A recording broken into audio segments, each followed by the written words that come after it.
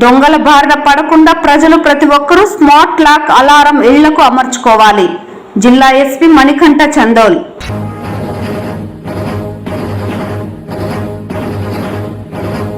తిరుమలలో ఘనంగా కుమారధార తీర్థ ముక్కోటి ఉత్సవ నిర్వహణ. స్వామివారిని దర్శించుకుని మొక్కులు చెల్లించుకున్న భక్తులు. వార్తల్లోని వివరాలు. దొంగల బారిన పడకుండా ప్రజలు ప్రతి ఒక్కరూ స్మార్ట్ లాక్ అలారంను ఇళ్లకు అమర్చుకోవాలని జిల్లా ఎస్పీ మణికంఠ చందోల్ తెలిపారు. ఈ సందర్భంగా ఆయన మీడియాతో మాట్లాడుతూ జిల్లా పరిధిలో దొంగతనాల కట్టడికి పోలీస్ యంత్రాంగం అవసరమైన చర్యలు చేపడుతోందని, ఇందులో భాగంగానే రాత్రి వేళల్లో పోలీస్ శాఖ ఆధ్వర్యంలో నైట్ బీట్లు కూడా ఏర్పాటు చేశామన్నారు. పోలీస్ శాఖ ఆధ్వర్యంలో ఇప్పటికే ప్రజలకు 12,000 స్మార్ట్ లాక్ అలారాలు అందించడం జరిగిందన్నారు. దీంతో పాటుగా నగరంలో గుర్తు తెలియని వ్యక్తులు తారాసపడితే ప్రజలు పోలీసులకు సమాచారాన్ని అందించాలని పేర్కొన్నారు. స్మార్ట్ లాక్స్ మీద ఆల్రెడీ న్యూస్లో కూడా చాలాసార్లు వచ్చింది. మేము ఇప్పటికే సుమారుగా 12,000 పైన స్మార్ట్ లాక్స్ మేము ఇవ్వడం జరిగింది. అందులో ఒక రకంగా ఇన్సర్ట్ చేసినట్లయితే అందులో ఏదైతే చెప్తారే ఈ షాకిల్ ఉందో సౌండ్ రాదు. అది మనం ఉన్నప్పుడు ఇంటి నుంచి వెళ్ళే వాళ్ళు ఎవరైనా సరే దాన్ని రివర్స్లో కనుక పెట్టినట్లయితే ఎవరైనా అటెంప్ట్ చేయడానికి ట్రై చేసినా కూడా అది 90 డెసిబుల్స్ సౌండ్ ఇవ్వడం జరుగుతుంది. ఇప్పటికీ జిల్లా వ్యాప్తంగా కూడా మనం దాని గురించి అవేర్నెస్ కల్పించాము. మీ ద్వారా కూడా మేము కల్పించాలనుకుంటున్నాము. ఎవరైనా సరే ఈ smart locks even different Amazon కానీ ఫ్లిప్కార్ట్లో కానీ ఆన్లైన్లో కూడా ఆర్డర్ చేసుకోవచ్చు. లేదా దగ్గరలో పోలీస్ స్టేషన్లో అడిగినా కూడా వాళ్ళు మీకు గైడ్ చేస్తారు. ఈ అలారం ప్యాడ్ లాక్స్ అంటారు. దాన్ని మనం ఉపయోగిస్తే మాత్రం సపోజ్ మీరు నైట్ టైము మీ ఇంటికి అది కనుక వేసుకొని వెళ్ళారు, ఎవరైనా అటెంప్ట్ చేశారంటే కనీసం 100 మీటర్స్ డిస్టెన్స్లో కూడా దాని సౌండ్ వినిపిస్తుంది. సో దీంతో పాటు మేము సుమారుగా ఇప్పటికీ 2,600 కెమెరాల దాకా ఇన్స్టాల్ చేయడం జరిగింది.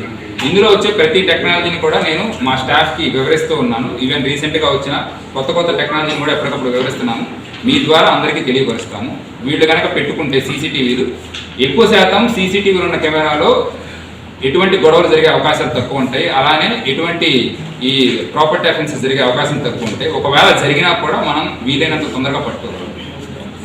ఇటీవల కాలంలో సస్పెక్ట్ఫుల్గా తిరుగుతున్నారు అంటే ఈ మధ్య మనము ఎంఎస్సిడి డివైజెస్ అంటారు. సో మొబైల్ స్కాన్ డివైజెస్, దీనిలో మనం ఫింగర్ ప్రింట్స్ మనం చెక్ చేస్తూ ఉంటాం. సో ఎవరైతే సరే వేరే ఏరియా నుంచి వచ్చినా మనకు వాళ్ళకి పాస్ట్ ట్రాక్ రికార్డ్ ఉన్నట్లయితే ఇందులో కనిపిస్తుందండి. రీసెంట్గా మనం 7 మోర్ డివైజెస్ మనకి ఆల్రెడీ ఉన్నాయి కొన్ని డివైజెస్.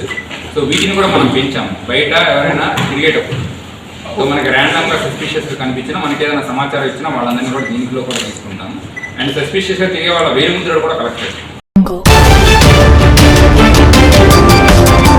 పౌర్ణమి పర్వదినాన్ని పురస్కరించుకొని చిత్తూరు నగరంలోని చంగల్రాయ కొండపై వెలిసిన వల్లి దేవసేన సమేత సుబ్రహ్మణ్య స్వామి ఆలయంలో గిరివలం ప్రదక్షిణను వైభవోపేతంగా నిర్వహించారు.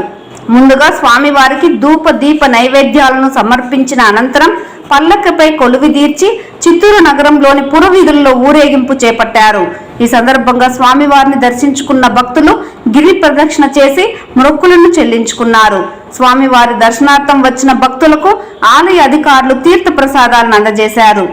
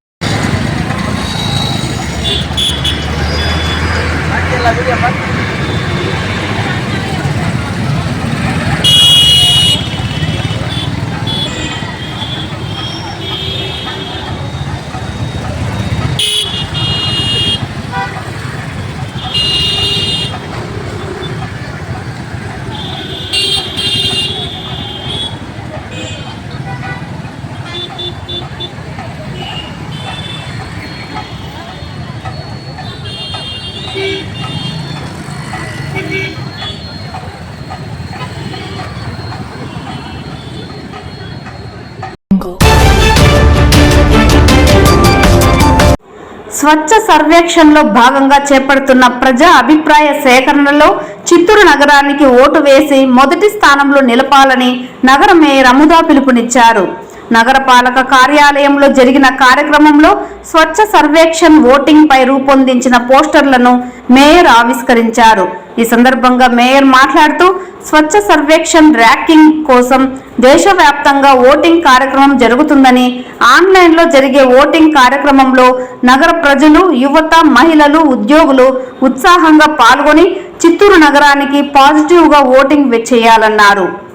కమిషనర్ నరసింహప్రసాద్ మాట్లాడుతూ ఓటింగ్ ఎలా చేయాలనే అంశాలపై ప్రతి వార్డు సచివాలయంలోనూ నగరపాలక సామాజిక మాధ్యమాలలో క్యూఆర్ కోడ్, స్వచ్ఛ సర్వేక్షణ్ లింక్ అందుబాటులో ఉందన్నారు. నగర ప్రజలంతా ఓటింగ్లో పాల్గొనాలని కోరారు. ఈ కార్యక్రమంలో ఎంహెచ్ఓ లోకేష్, శానిటరీ ఇన్స్పెక్టర్లు పాల్గొన్నారు.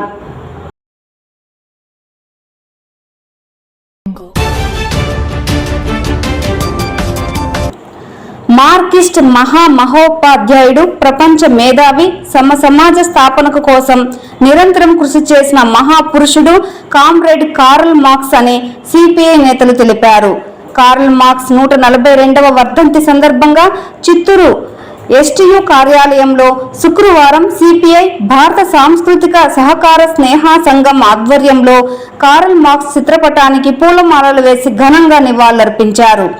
ఈ సందర్భంగా ఇస్కాప్ రాష్ట్ర కార్యదర్శి తుంగా శ్రీధర్రావు, సిపిఐ చిత్తూరు జిల్లా కార్యదర్శి నాగరాజులు మాట్లాడుతూ కామ్రేడ్ కార్ల్ మార్క్స్ చరిత్రను, ఆయన చేసిన పోరాటాన్ని నాయకులకు వివరించారు.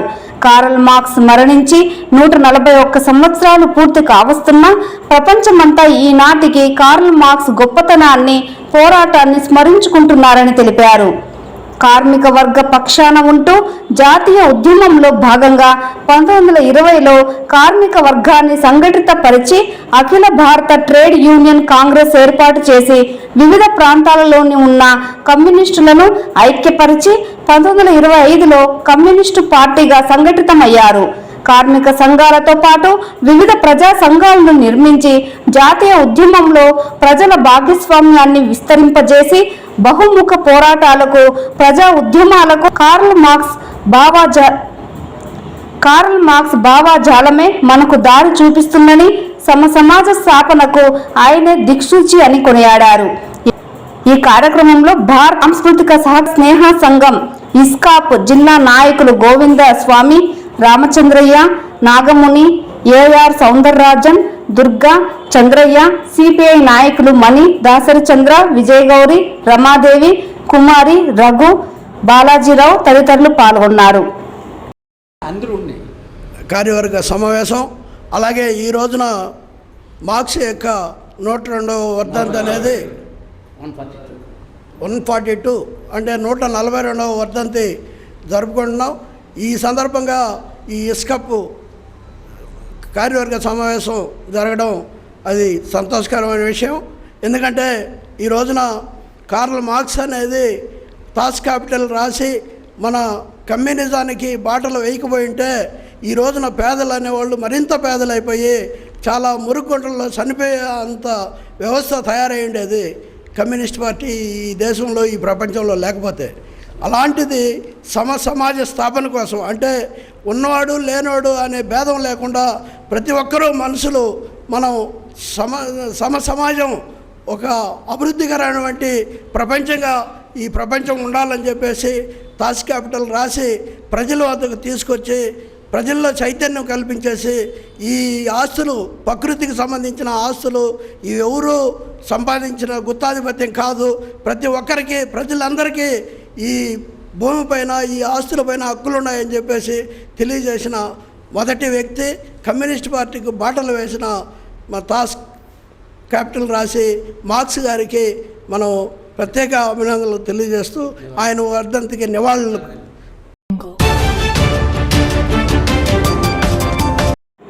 సీనియర్ తెలుగుదేశం పార్టీ నాయకులు, ప్రముఖ పారిశ్రామికవేత్త తెల్లగుండ్లపల్లికి చెందిన మోహన్ నాయుడు వ్యవసాయ కుటుంబం నుండి వచ్చి ప్రజాసేవలో తరిస్తున్నారు.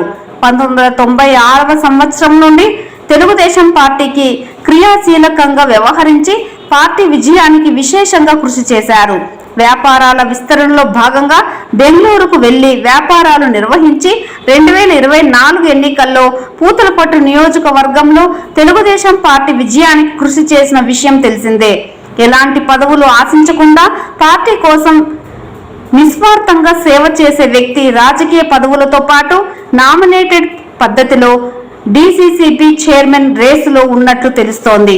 ఈయనకు డీసీసీబీ చైర్మన్ పదవి లభిస్తే రైతులకు న్యాయం జరుగుతుందని పలువురు తెలుగుదేశం పార్టీ నాయకులు, కార్యకర్తలు, రైతులు భావిస్తున్నారు. వాళ్ళకి ఏం కావాలంటే దాన్ని చేసి నా వంతు నేను కృషి చేసి నేను ఎంతవరకు వైఎస్ఆర్సీపీ ఓట్లని తెలుగుదేశాన్ని కన్వర్ట్ చేయాలని చేసినాను.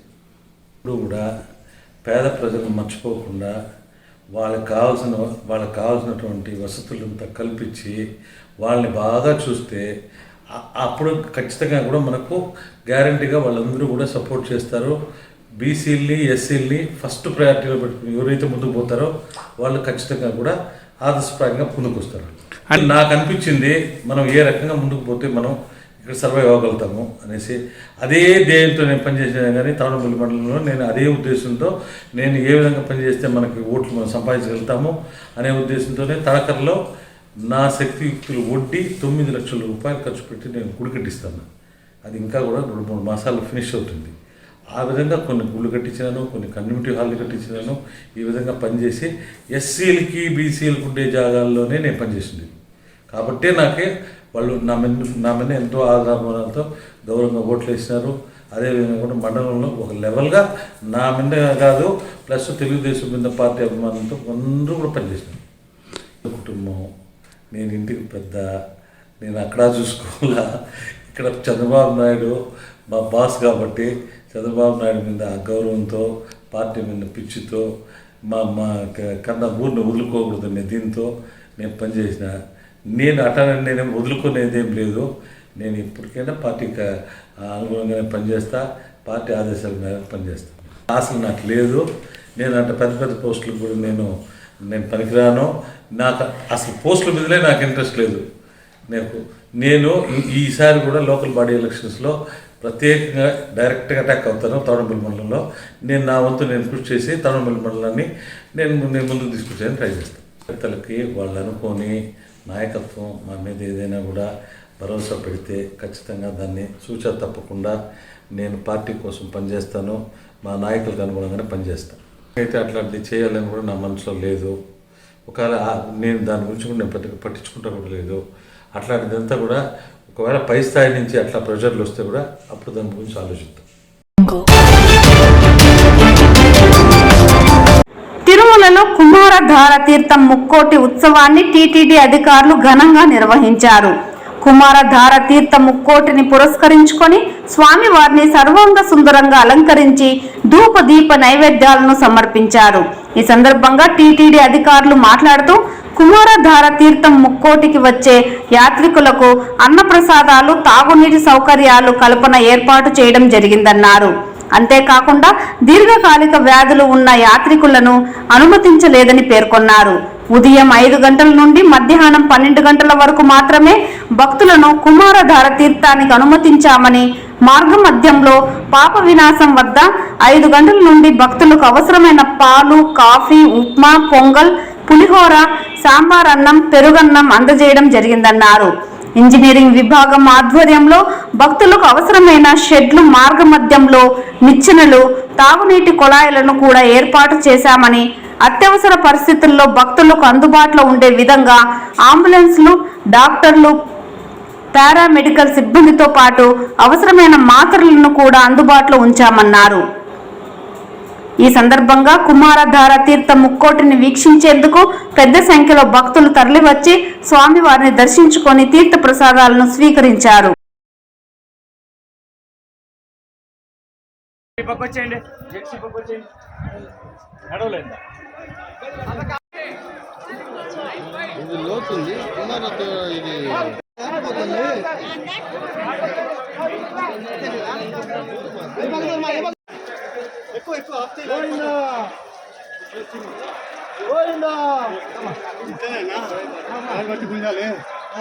ఎక్కువ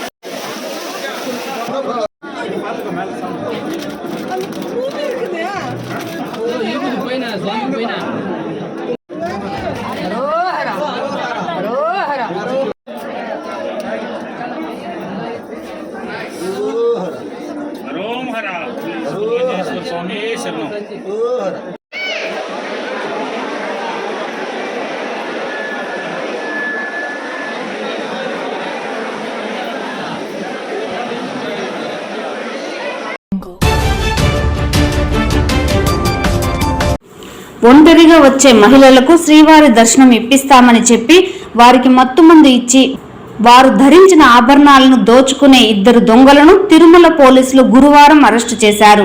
2 టౌన్ సిఐ శ్రీరాముడు తెలిపిన వివరాల ప్రకారం తమిళనాడులోని విల్లుపురం వాలిదరెడ్డి గ్రామానికి చెందిన విజయ్ కుమార్, అతని పిన్ని శారద జనవరి 5వ తేదీన ఒక తమిళనాడు మహిళను మోసగించి మత్తుమందు ఇచ్చి ఆమె ఆభరణాలను దోచుకుపోయారు.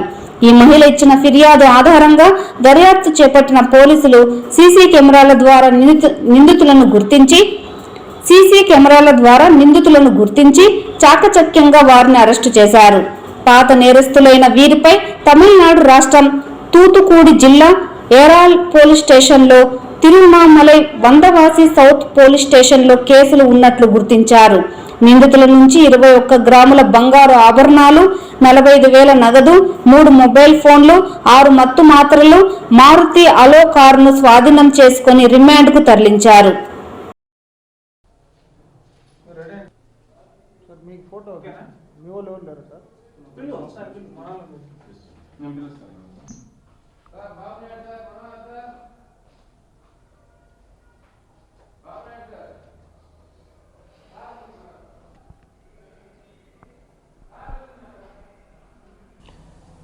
ఈ విధంగా జనవరి నెల 5వ తారీఖున తిరుమలలో ఒక లేడీ దగ్గర నుంచి ఈ విధంగా డబ్బు నగలు తీసుకొని వెళ్ళడం జరిగింది.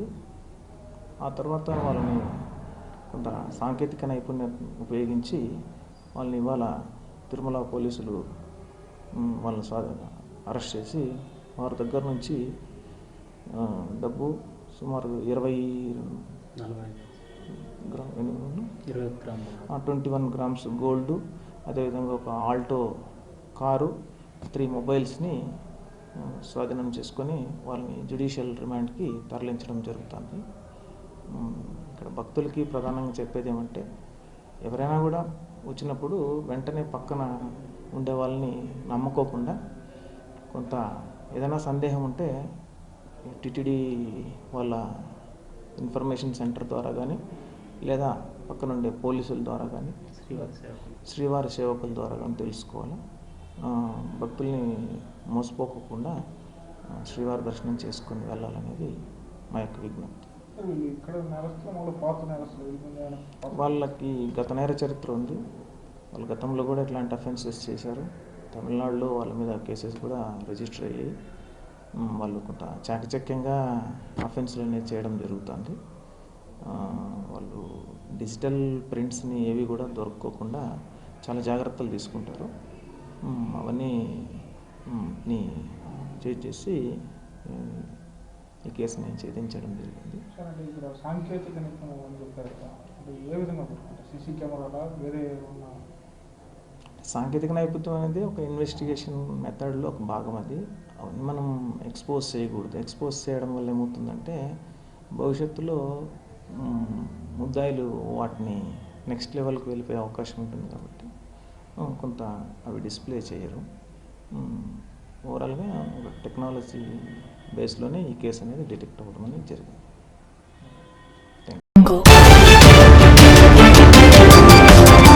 తిరుమలలో 5 రోజుల పాటు జరిగిన వార్షిక తెప్పోత్సవాలు గురువారంతో ముగిశాయి. చివరి రోజు శ్రీదేవి భూదేవి సమేతంగా ఏడుకొండల స్వామి పుష్కరిణిలో తెప్పపై ఆసీనుడై 7 మార్లు విహరించి భక్తులకు దర్శనమిచ్చారు. ముందుగా స్వామి అమ్మవార్ల ఉత్సవమూర్తులను ఆలయ 4 మాడ వీధుల్లో ఊరేగించారు. అనంతరం పుష్కరిణిలో అప్పటికే సిద్ధంగా ఉంచిన తెప్పలో కొలువు తీర్చారు. విశేషంగా అలంకరించిన తెప్పపై ఉత్సవమూర్తులను 7 మార్లు తిప్పారు. చల్లని వాతావరణంలో వేద మంత్రాలు, మంగళ వాయిద్యాలు, అన్నమయ్య కీర్తనల నడుమ తెప్పోత్సవం వైభవంగా జరిగింది. చివరి రోజు కావడంతో పాటు శుక్రవారం పౌర్ణమి గరుడ సేవ, రామకృష్ణ తీర్థ ముక్కోటి కూడా ఉండడంతో భక్తులు భారీ సంఖ్యలో తెప్పోత్సవంలో పాల్గొన్నారు.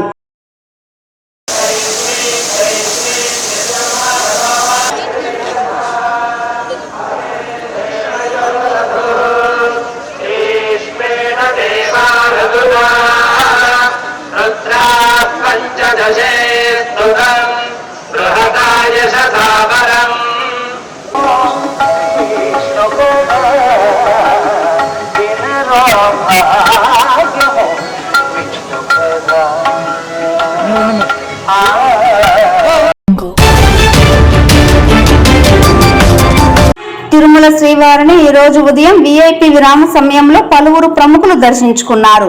స్వామివారిని దర్శించుకున్న వారిలో తెలంగాణ హైకోర్టు న్యాయమూర్తి వేణుగోపాల్, దుబ్బాక ఎమ్మెల్యే ప్రభాకర్ రెడ్డి, హీరోయిన్ సంయుక్త మీనన్ వేరువేరుగా స్వామివారి సేవలో పాల్గొని మొక్కులు చెల్లించుకున్నారు.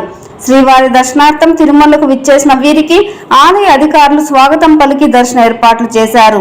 అనంతరం రంగనాథ మండపంలో వేద పండితులు వేద ఆశీర్వచనం చేసి స్వామివారి తీర్థ ప్రసాదాలను అందజేశారు.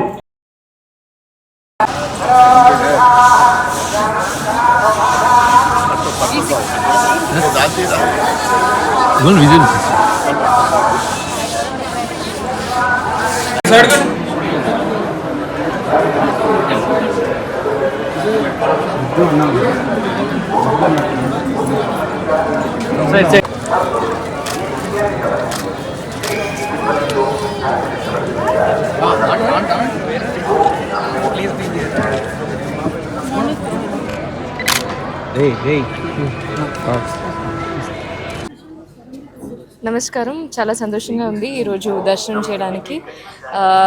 ఆల్వేస్ బాలాజీ గారు has blessed me so much. I'm looking forward for this year. That's it. ఇంకేం చెప్పాలి. Next project 2-3 movies I'm shooting. సెప్టెంబర్లో అకంట 2 విల్ రిలీజ్. అదే నెక్స్ట్ రిలీజ్ అనుకుంటున్నా. స్వయంభూ కూడా we're planning the release date. అవును, ఇట్స్ గుడ్ అండి. It's like so much fun and so much energetic. So అందుకే set అంతా చాలా హ్యాపీగా ఎనర్జెటిక్గా ఎప్పుడు ఉంటారు. We're just started shooting. ఇంకా మేజర్ పోర్షన్స్ ఇంకా షూటింగ్ చేయాలి. ఈ వార్తలు ఇంతటితో సమాప్తం. నమస్కారం.